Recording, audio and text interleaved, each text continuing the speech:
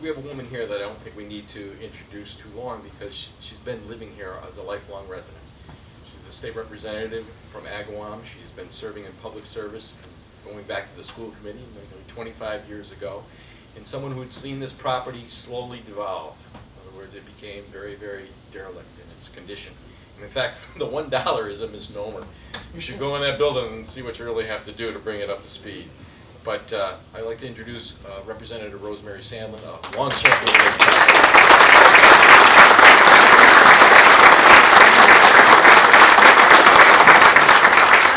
I don't know how I get to follow Ray Jordan because no one can follow Ray Jordan. But Congressman Neal, Lieutenant Governor Murray, Senator Buonacani, my friend the mayor, Richie Gerard, who's been always there, he's our VOC officer, Steve Como, who was my heart, and Mr. Downing and distinguished guests.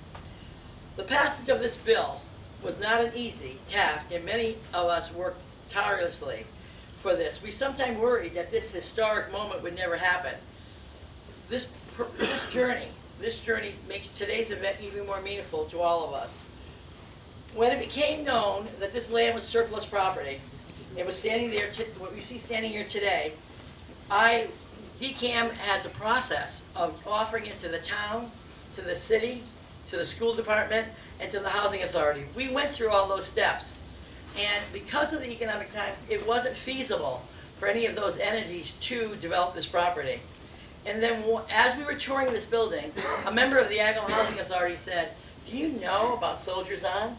And I can truthfully say that I did not know about Soldiers On. And he said, "Let me ask if they want to see this building." I said, I enthusiastically supported him. I got a hold of Steve Como. He came down. We got DCAM to open the building. I mean, it was like the 5th time we opened the building. And I was sort of like hoping that somebody would see the beauty that I saw with this building. And when they came here, they were so enthusiastic. I don't know if Mr. Larkin was that enthusiastic, but I know everybody else was. I think he looked at it and said, "Oh my God, there's so much work to do." But I was honored to file this bill in the 2009-2010 legislative session, and it became Chapter 200 of the Mass General Laws of 2010. I'm proud to say that this 18-month legislative journey has culminated in this passage of an historic legislation. Historic because it is the first owner-occupied housing for homeless veterans on state land. I'm honored to be here today to witness the transfer of the ownership from the state to Veterans On. We must keep our heroes somewhere back in our hearts who bravely defended our freedoms. This project will give them a hand up and not a handout. So I'm here today to thank Steve Como, Ben Downing. Oh, see, here we go. Jack, here we go. I work with Ben in the Senate, so he's much more familiar to me than his uncle.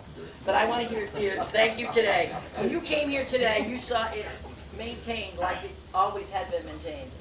The mowing, the atmosphere here, this was nothing like it was 4 days ago. This was historic. This was mowed, this was manicured, this was trimmed, and that's how they're going to treat this facility. So I thank everyone for coming today, and it's been an honor to serve this beautiful facility and the veterans of this country, because there will be no limits to what can go in here. Thank you.